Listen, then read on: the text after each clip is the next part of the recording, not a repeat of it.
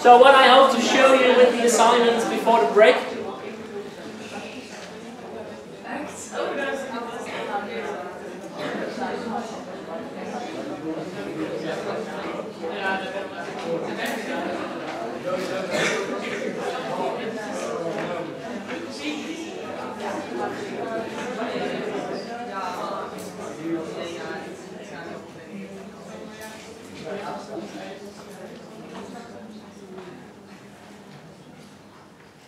Thanks. Okay, what I hope to show you with the assignment before the break was that when you think of how an organization works and when you think of information technology, that it's not about the technology, it's not about programming, and of course it's an important aspect of information technology, but usually organizations simply buy those things off the shelf from other companies. And the whole challenge of that is organizing it in a way that works for the organization and thinking about how to efficiently organize your organization and the IT system. So you need to have what we just discussed. You need to have a warehouse. You need to have different departments who are all interconnected and who take care of orders that people place. And that's not information technology. That's only related to communication and information flows in the organization. And that's the main thing we will discuss in this course. So it's not about information technology, but most of information technology is about organizing the information technology. It's about getting the people to use it. It's about the processes involved. And that's what we'll learn in this course. So let's start with what we'll actually do in this course, so all the practicalities. There are a number of learning objectives in this course, and if you were anything like me when I was a student, I would usually skip over these because they are formulated always quite difficultly, and they mostly help us teachers decide what we will be teaching. But it kind of helps because it shows you the way the course is structured and what you will learn. So we will learn first of all what an organization is. So because before we can think about the role of IT in an organization, we need to know a bit about what exactly is an organization, what does it consist of, what are the processes involved. An information technology is what it says. It's a technology that helps us deal with information. So information and communication is central to information and communication technology. So we need to learn some things about information and communication. We need to learn, of course, about current developments in information technology. So I could be teaching you about the importance of email. I could be teaching you about the importance of a typewriter, which are both information technologies. But we need to know what newer things do we have in organizations and outside of organizations. So what are the specific IT systems organizations use, and what are kind of the newer developments that you see that impact the way we work? Most importantly, maybe, you need to be able to analyze the interplay between different organizational processes and characteristics of IT. That's basically what we just did before the break. So you're not yet done with the course, but basically that's what we did. So we thought about information technology, but most of all we thought about how is the technology connected to the way people work with it. How is it connected to information? How is it connected to the way you order a product? So analyzing the way an organization works and how information technology is kind of interwoven in the organization is basically the main thing we will be doing in this course. You will also be able to advise your organization about how to best implement social media and other information technologies in the organization. So of course you will learn which information technologies work best. You will learn what are the pitfalls and the advantages of information technologies. So where does it go wrong? And you will learn some strategies of convincing people that your idea is okay, of convincing people to implement systems in an organization. Convincing strategies. Finally, you will learn to design a basic database. This is the most technical part, and it's important because basically every information technology there is consists of a database. Databases are central to everything you use. Your phone is a database. An email system is a database. The Blackboard is a database. Every IT system is based on databases. What a database is and how you will use it, you will learn that in lecture 5, I think. And it's done by Peter. So this is a bit crowded for a slide, but this is basically the schedule. It's also in the course manual. Important is that we have a number of deadlines for the database assignment, for the case report, for the resit of the case report in case you don't make it first time. The exam dates are finally known, so December 16, it's only a week after the last lecture, I think, or so. Also December 8, it's only a week after the last lecture that you have the exam, and the re-exam is already January 14. So for those of you who are pre-master students, you will know beforehand, before the start of the second semester, if you can continue with the master. We have 2 work groups in the week of November 2 and the week of November 16. The work group you assigned up to determines which work group you will participate in. As we will have fewer students than we planned for, fortunately maybe we can bring back the number of work groups a bit, so we only have to teach 2, 3 instead of 4 or so. But we'll figure it out way before the first work group session. The exam literature, so this is all in the course manual. The exam literature is a book you can buy by Flow or buy it from the Facebook Bachelor and Master program site. There are selected articles available on Blackboard. It's not actually legal to post those things on Blackboard because sometimes we get a visit from the editors and from the publishers to say that we have to remove all it, so maybe I'll have to remove all the papers, so download them quickly. And most importantly, these lectures are also part of the exam literature. So the lectures are not compulsory, so you can skip some or all if you like. But I would absolutely advise to take these lectures because, as you may have noticed, it's slide number 11 and we're already an hour into the first lecture, so there is a lot being said besides what is actually on the slides, and that's also necessary to learn for the exam.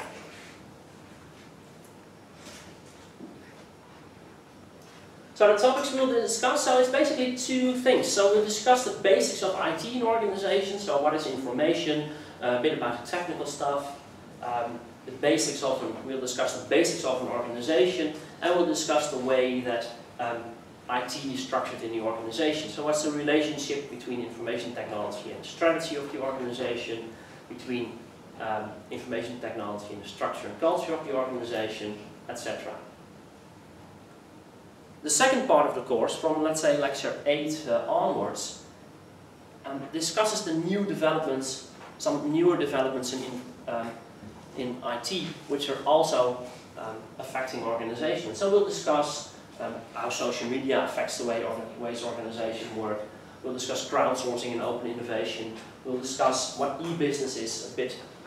We'll discuss about virtual organization. So you hear that a lot, but what exactly is virtual organization? And we discuss mobile media. So it gives you the basics, but also some of the newer developments. So we have 2 basic assignments. So one is the database assignment. So you need to design a database in Access. You need to store data in the database. You need to query the database. You do that in groups of maximum 4 people, which you also write a case report. You have to enroll in the group before September 11. So not enrolled and you can no longer participate in the course. So enroll as quickly as you can. If you upload something on Blackboard, please include your group number and enter your names and numbers on the first page so we know who actually wrote it. And as you may have noticed, this course is in English. That basically means that all the assignments we have and the exam is also in English. So the database assignment, by the way, is graded only with a pass or fail, and the pass is required to take part in the exam. Don't worry, the database assignment is a bit difficult, and many of you will design the database the wrong way, which will not lead to a fail. So you will only get a fail if you really haven't put the effort into thinking about a database. So wrong answers do not lead to a fail. It's only not doing your work will lead to a fail. So don't worry. The instructions are actually already on Blackboard. The deadline is October 14th. The main thing you'll be doing next to the exam is writing a case report. So what you have to do is a bit of a fun assignment, I think, because you have to design your own organization. You have to think of something you want to sell or do, or a service you want to provide. You can think of anything. I will not give examples here, so as to allow your creativity to bloom. But you can think of any organization you would like. And you have to work out that organization. You will have to think of the way that organization will be structured. So think of anything you like, and then you will need to think about what is the strategy of the organization, what are the customers of the organization, what kind of process do we need in the organization, how is IT, what kind of IT do we need in the organization, how can we use social media in the organization. And that is what the case report is about. So you design a fictitious organization, one that does not exist yet, and you write a report about that containing the structure. Was that also in a group or individual? That's also in a group of 4 people, yeah. Okay. Yeah. Do you think it's possible to complete this assignment thinking about the non-profit organization? Yeah, of course. Last year there are, I think, a few non-profit organizations, similar to like Orange Babies or so. So yeah, it's any organization. One warning is, do not make the organization too complex. You have to write a case report, which is about 6,000 words. So if you design the next Amazon, that may be a bit too big of an organization to write up in 12 pages of text. So keep your organization feasible. On Blackboard, well, let me show it to you. Assignments, yes, case report assignment. We have written kind of an extensive way the report needs to be structured. So introducing the organization and its characteristics. So you see it's a number of pages to help you explain what your organization is like. So it's pretty elaborate. So in here is everything you need to write it down. One hint, do not write your case report starting with question 1a, period. The answer to question 1a is. It needs to be a case report. You need it as if you would actually design your own organization and, for example, need money from a bank to fund it. So it needs to be an actual report written down in like an essay form, so not question answer. So this is only to help you. So case reports to be written in English, because the part of the course is English academic skills. On Blackboard there are links to the English language use and report writing. I'm also now negotiating with someone who will have the time to actually read through a few sample pages of the report to give you feedback on your English. So we'll hopefully do that as well. It's 6,000 words. To the rules you learned in Academisch Nederlands or APA style, basically as long as it is consistent. See Blackboard for information and example layout. Deadlines, 30 November full report, 16 December revised version. I'm sorry, but I don't really understand what it means according to the rules you learned in Academisch Nederlands. The Academisch Nederlands is a course that regular bachelor students took, which explains to them how to reference and how to cite and how to lay out your report. But the basic rule is, as long as it is consistent and I can understand the sources you use and you use headings which are not one time bold and one time not bold, etc. Okay. Clear? Any questions about the case report? Well, you probably have some more. You can always email me or Loes for more information. So we have 2 work group sessions in which you will present part of your report. So we have one in the week of November 2, one in the week of November 16. They're compulsory, which means you'll have to attend, no exceptions. And the group schedule is as follows, but maybe this will change a bit if we can combine certain work groups because we have fewer entries than expected.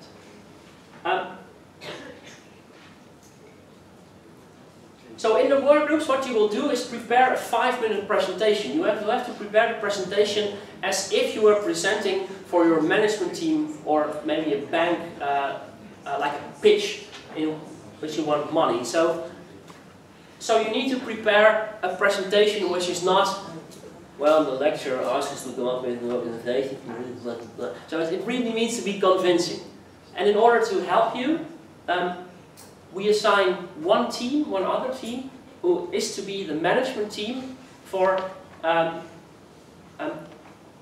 who needs to judge your presentation. So the other team will actually say if they think your organization is feasible and if they would like to fund or continue with funding the organization. And that group will give feedback, and of course we as well, and other groups can also give feedback. And it's quite fun to do. It's quite fun to see the actual work group. So it's very fun to see what you actually come up with, and we have a lot of interesting discussion during the work group. So I'm really looking forward to it. The session 2 is basically the same, but there you describe the role of social and mobile media in the organization, and you have to prepare a 2-page sample of your paper, which we will then correct in terms of your academic English. Clear? Okay. Now the case report will make up 40% of your final grade. The exam is 60% of your final grade. As always in courses I teach, you have to pass all of them in order to pass the course as a whole. So you cannot compensate. The database assignment is only pass or fail. The exam is also what you're used to if you took a course with me earlier. So 20 multiple choice questions and 3 or 4 open questions. But in the last lecture we will explain a bit more about the exam. Any questions about the setup of the course and what we'll be doing? Well, I was thinking about the exam. Is it useful to make kind of a summary of each chapter of the book? Or do you think it's... because when you want to do that, you start now. Of the book? Not after the last lecture of the... No. I think to... Where's the emphasis of the exam? Is it on what we discuss here, or is it on the book? To be really honest, I would make summaries of the lectures instead of the book. Because I think that's... The book is kind of a guideline to when you need to... Yeah, the book certainly helps, because sometimes we just skip over a number of theories, especially like for example in the people and IT chapter in the book. Then here we'll discuss all those models quite quickly, and in the book they're explained a bit more elaborately. Okay, so, but for example, I read the first chapter of the book, and today a lot of things did not occur in the lecture, so it's not really useful to summarize all of, yeah. No, I wouldn't. I would take the lectures as a starting point. Yeah.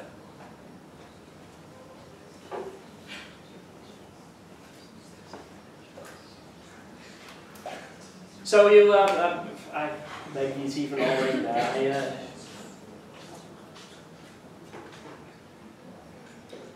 You can probably buy summaries, I think. Yeah, I know, but... I don't know the quality.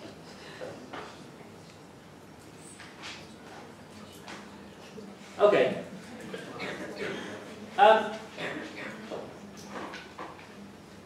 It's one other fun, interesting example of the way information technology is really changing the way we as organizations work.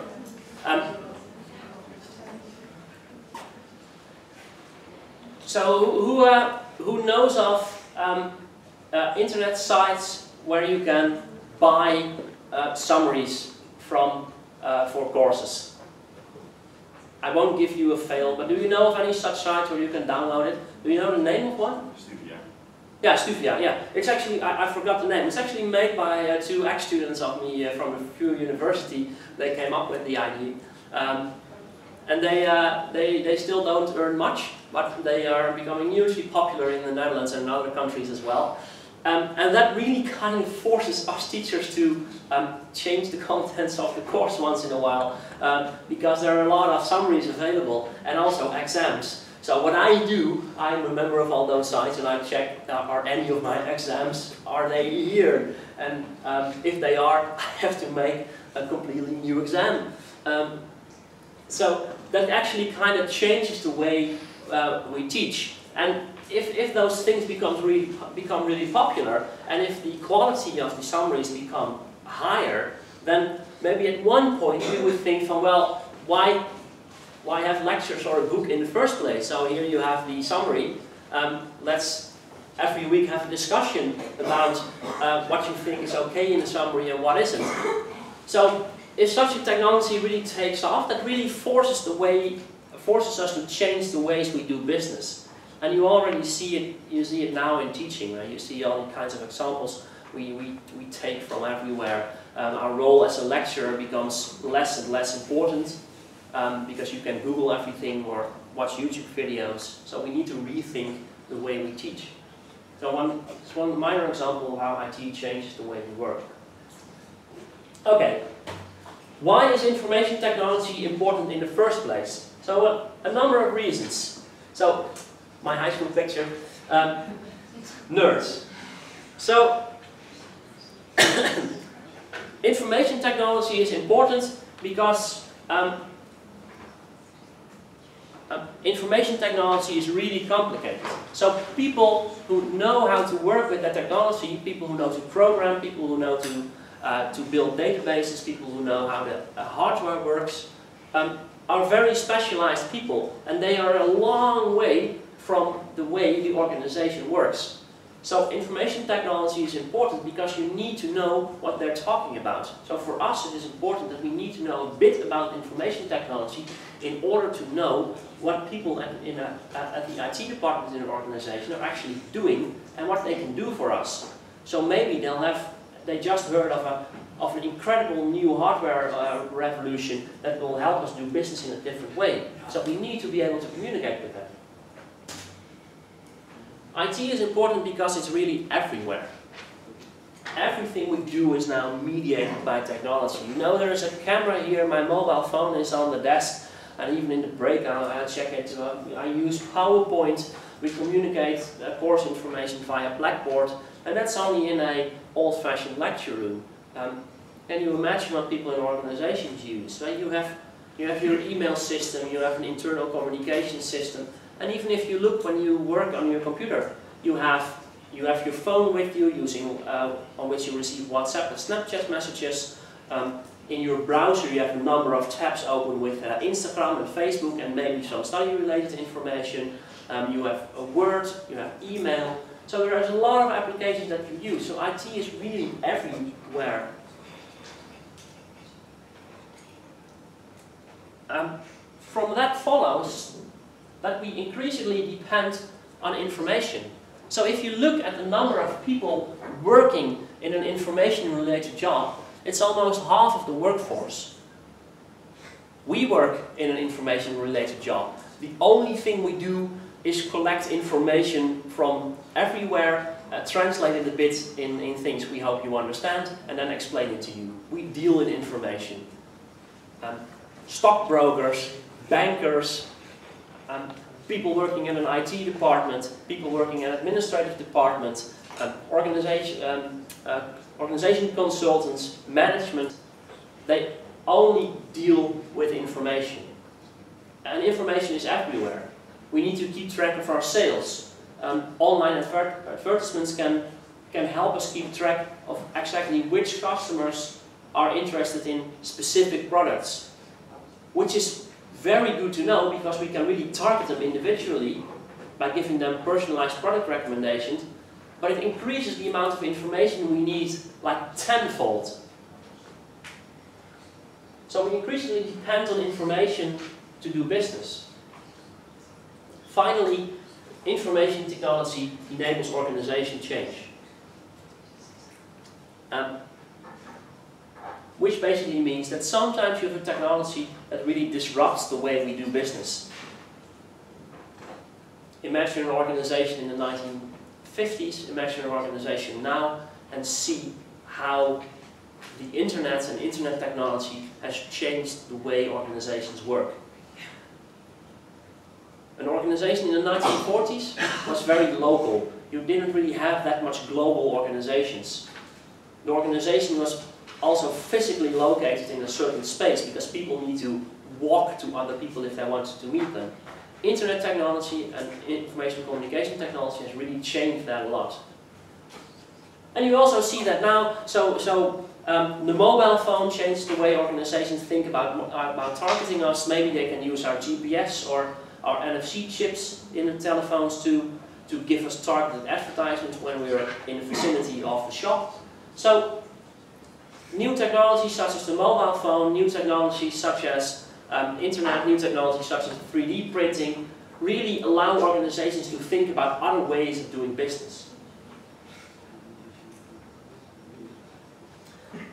So we need to have some IT knowledge in order to understand behavior, in order to understand new technologies, in order to understand organizations, in order to understand information systems. And that's what we'll discuss next. Social media, etc. But information technology may not that be important. Because like I said at the start of the lecture, how many times do you often really think about the technology? You simply use your phone and it kind of works. You don't think about the information technology involved. So your phones work, your televisions work, and they all contain information technology. Your washing machine contains information technology because someone has to program that 60 degrees cotton means that the water needs to heat up to 60 degrees. It has to spin with a number of cycles per minute. So it needs to be programmed into the washing machine. So all these products that you don't really think of as containing information technology really contain a lot of information technology. But they generally work. So why would information technology be important? Why not think about the ways we can use it? So it's way more interesting to think about the ways we can use our mobile phone, about the ways we can do business with our mobile phone, instead of thinking about the technology. So it's not really that important. So it's also not important because it's cheap. So information technology now is basically electricity. So I still don't understand how, but everyone here owns a MacBook Air and a €700 smartphone. So some way you are able to pay for it, and everyone does. Everyone is able to it. Everyone has a high-speed internet account, at least here in Western Europe and other first world countries. So information technology is ubiquitous. So a gigabyte of hardware costs like 10 cents nowadays. Computers become more and more powerful. So technology kind of becomes our electricity. So electricity is really important, and we really miss it if it's not there. But if it's there, it's just there. We cannot really imagine that it's so important.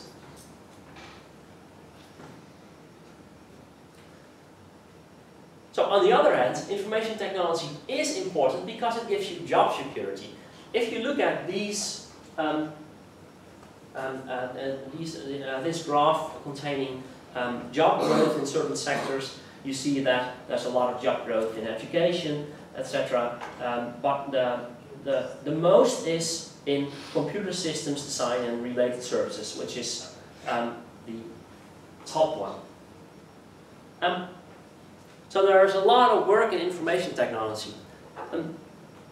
There's actually one thing that gives you more job security than information technology, and it's being someone who is actually in between information technology and the rest of the organization. So if you know something about information technology, but you especially know how you can translate that into concrete products, how you can translate management ideas into new information technology. That is really a rare skill to have. So if you have some technical expertise, but most of all if you have communication related expertise, and you can be the link between the different departments, then you are guaranteed to have a job. So what is it? Is information technology important or isn't it? And the answer is information systems. So an information system is formally, it's a group of interrelated components that work collectively to carry out input, processing, output, storage and control actions in order to convert data into information. That's a definition that you have to know. And you can remember that by heart, but you can also try to understand what it means. So, it basically means that an information system takes data or takes information and translates it to something that we can understand. So, I am now basically kind of an information system. So, well, not only me, but this lecture hall is an information system. So what happens here is I take information which may be difficult to understand. I take data, I take a formal definition of an information system. I process that internally, so I think of what is it, and I come up with an explanation of what an information system is. And using this lecture room, I communicate my answer to you. So that's an information system. So you take a bit of data about how much you have sold to which customers, you put that through a system, and the system says, well, this customer has bought this, and may also give you recommendations, so maybe you can recommend him also that other product.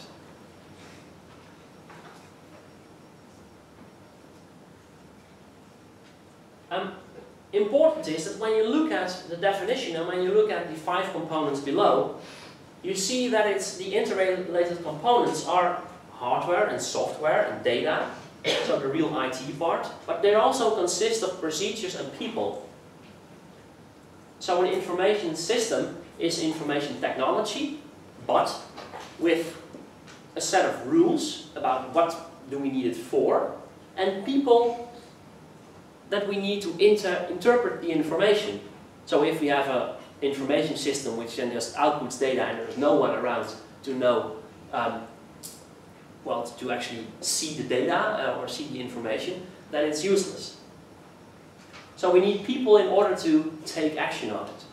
It's maybe not entirely true when you have computer-to-computer systems, but for our work, for what we do in this course, this is the most important thing. So, a bit more simply put, information technology is the technology we use in information systems. So it's the hardware, the software, the network, etc. So it's the procedures we have for using these technologies, it's the rules in the database, it's the data stored in a database. It's all information technology. So IT is the technology, information systems is more. Simply put, a public transportation system is a collection of roads, or tracks, is a collection of trains, is a collection of buses, etc. So that's simply the hardware. But information systems is more. So the IT of public transport is the hardware. But it still won't work. You need to have procedures involved in order to know which bus will travel from where to where. So you need to have access to it. You need to have people who decide that, or you need to have a system who decides that. So an information system is way more than simply technology, in that public transport is not only a bus and a road, and communication is not only the letter A or another symbol. And a university is not only a number of lecture halls and syllabi. You need people and procedures, like exam procedures, teachers, in order to make use of that technology.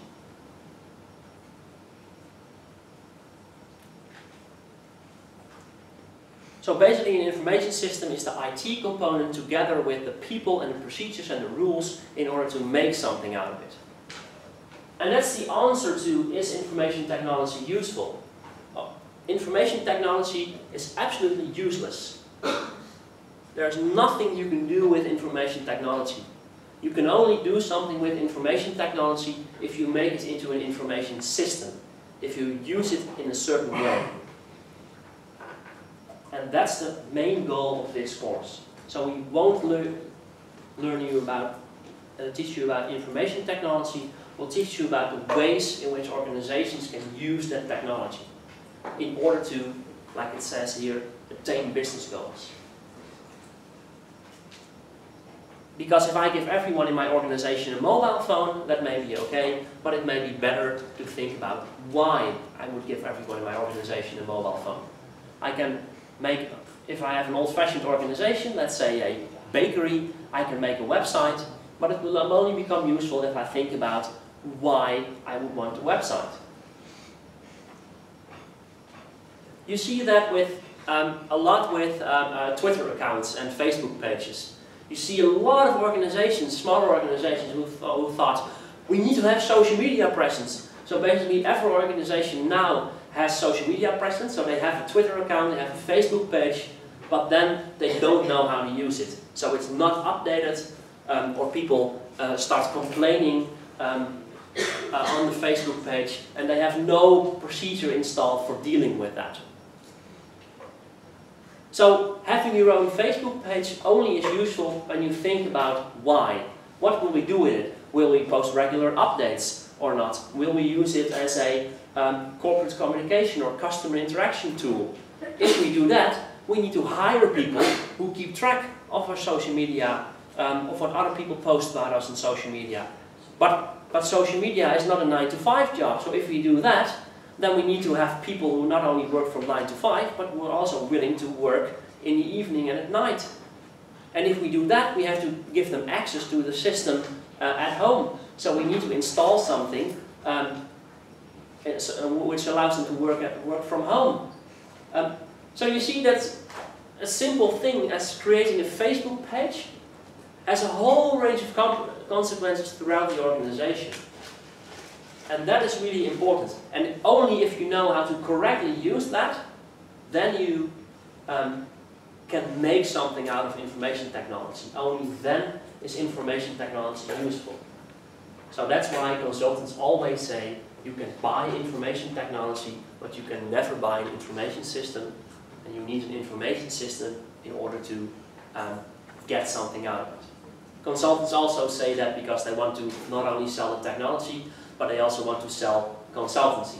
So if they say the technology is one thing, but you also need $1 million contract in order to actually use the system, that's also, of course, why they say it. It's rather interesting. The final thing I want to do is talk about IT and performance. Is this kind of clear? Do you now know what an information system is? Yes. Yes? 1 of 45 is a 2% score. I'll do that. It's okay. I think you kind of a bit understand it, but what an information system is. But this is basically what the course is about. So, like basically every lecture, we will talk about information technology and the way to use it. We'll talk about IT, but mostly how people deal with it. So that's an information system. Finally, the relation between IT and performance. If you look at studies that look at successful information technology projects, you see that if people really take into account an information system, so if they pay attention to people, the procedures, and not only the technology, but if they really take into account the other aspects of the organization, the correlation between information systems implementation and performance is 0.52. Let's say for every dollar you put into it, you get back not 52 but 25 cents because of the way correlation works. But it's a huge profit margin, of course, so it really helps you your organization performance. On the other hand, if you have an organization who puts too much focus on only the information technology, then you see that there is no relationship between investments in IT and performance. And that's actually what you observe in many organizations. Many studies have shown this. New technologies do not lead to more performance. So simply having a website does not let you sell more products. Having a 3D printer will not enhance your performance. It's only when you do something with it. And this is what is consistently shown. And this is actually quite interesting because this is what many organizations do not take into account. So oftentimes organizations say, we need social media presence, like I said before, and then they start doing that without taking into account the consequences. So actually, what you will learn here is actually quite important because it allows you to think of technology as more than just a technology, but as a system, which will help organizations. So examples of catastrophes are 9/11. I have used this example for actually quite a while in my lectures, and I now suddenly realized that for you 9/11 is what for me like the Vietnam War. So it's something that happened when you were very young, or and it's difficult to remember. But it made kind of an impact on all of us when it happened, as you can imagine. What is quite interesting is when you look at the internal reports that have been written since 9/11 about the way they could have prevented it. And they actually had a lot of information about 9/11, about that something was going to happen. And if they would have been able to put it all together, they may have been able to prevent, well, probably not, but they had a lot of information available that they just did not take into account. So despite the collection of a massive amount of intelligence and clues that a major terrorist operation against the US was underway, significant deficiencies in IT and political battles between CIA and NSA about which agencies should control the use and development of certain technologies allowed critical cues to be overlooked. So again, you see, it's not a flaw in an IT system, it's just a bunch of grown-up adults babbling about who should have access to what information. So it's mostly about the organization. The HDS system was limited in its search capacity, difficult to use and unreliable. So it's not about the IT a bit, it's about usability. Many FBI agents did not include sensitive information because they believed the system was not secure. So again, it's not about the system, it's about trust in the information system. And this is what you see in all these kind of reports from failed IT projects. You see that it's almost never the information technology, it's almost always that there is not enough trust in the organization, that there is not enough people who actually want to change, that there is no management support, etc. So you see that information systems really help performance, but only if you take into account the rest of the organization.